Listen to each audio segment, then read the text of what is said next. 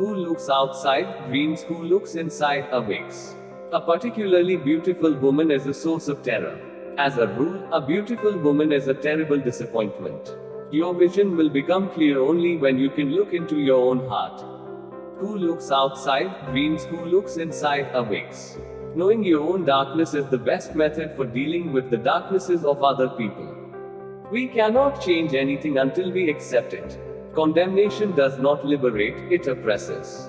Even a happy life cannot be without a measure of darkness, and the word happy would lose its meaning if it were not balanced by sadness. It is far better to take things as they come along with patience and equanimity. Everything that irritates us about others can lead us to an understanding of ourselves. In all chaos there is a cosmos, in all disorder a secret order. As far as we can discern, the sole purpose of human existence is to kindle a light in the darkness of mere being. There is no coming to consciousness without pain. Where love rules, there is no will to power, and where power predominates, there love is lacking. The one is the shadow of the other. A man who has not passed through the inferno of his passions has never overcome them. The healthy man does not torture others, generally it is the tortured who turn into torturers. It all depends on how we look at things, and not how they are in themselves.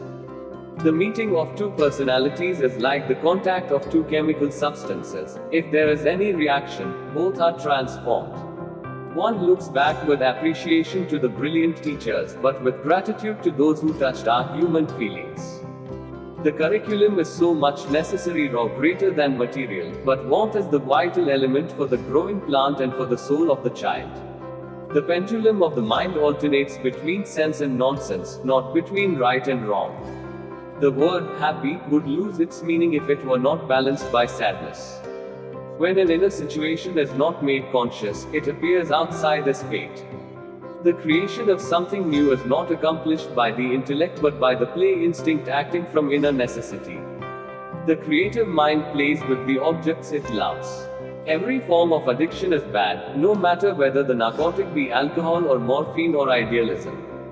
Knowledge rests not upon truth alone, but upon error also. Man needs difficulties, they are necessary for health.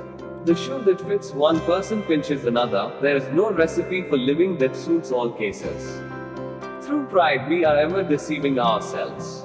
But deep down below the surface of the average conscience a still, small voice says to us something is out of tune. We are born at a given moment, in a given place and, like vintage years of wine, we have the qualities of the year and of the season of which we are born. Astrology does not lay claim to anything more.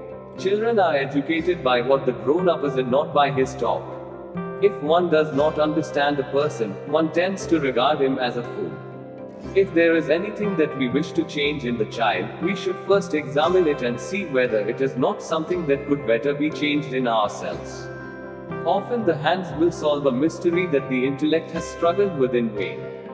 The least of things with a meaning is worth more in life than the greatest of things without it.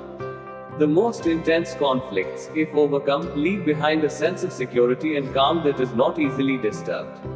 It is just these intense conflicts and their conflagration which are needed to produce valuable and lasting results.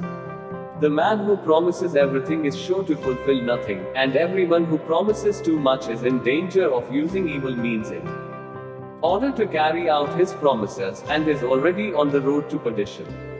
The greatest and most important problems of life are all fundamentally insoluble.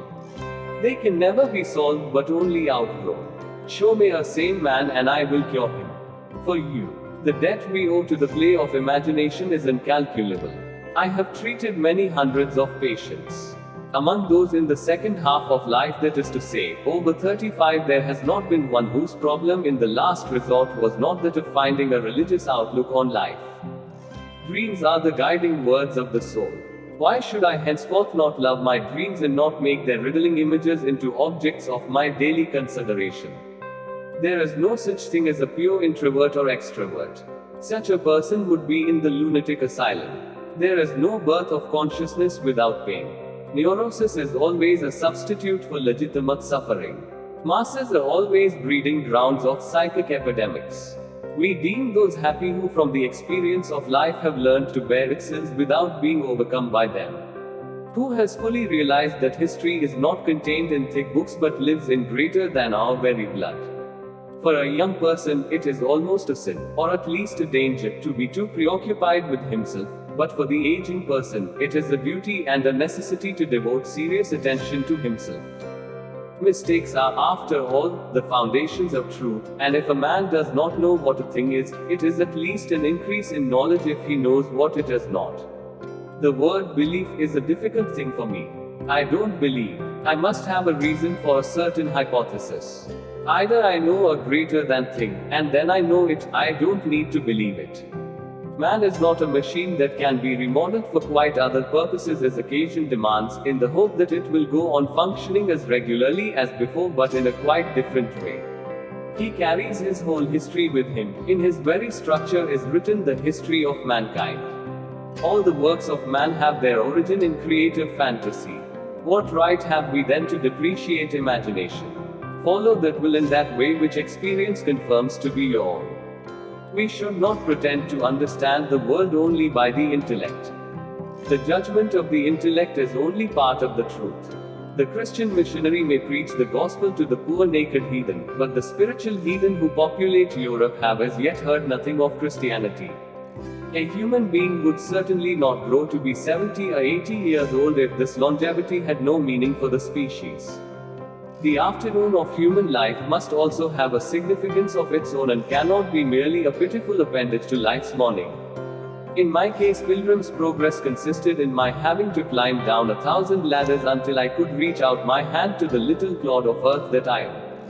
A psychoneurosis must be understood, ultimately, as the suffering of a soul which has not discovered its meaning. Shrinking away from death is something unhealthy and abnormal which robs the second half of life of its purpose. The collective unconscious consists of the sum of the instincts and their correlates, the archetypes. Just as everybody possesses instincts, so he also possesses a stock of archetypal images. It is a fact that cannot be denied. The wickedness of others becomes our own wickedness because it kindles something evil in our own hearts. Great talents are the most lovely and often the most dangerous fruits on the tree of humanity. They hang upon the most slender twigs that are easily snapped off. A scream is always just that, a noise and not music.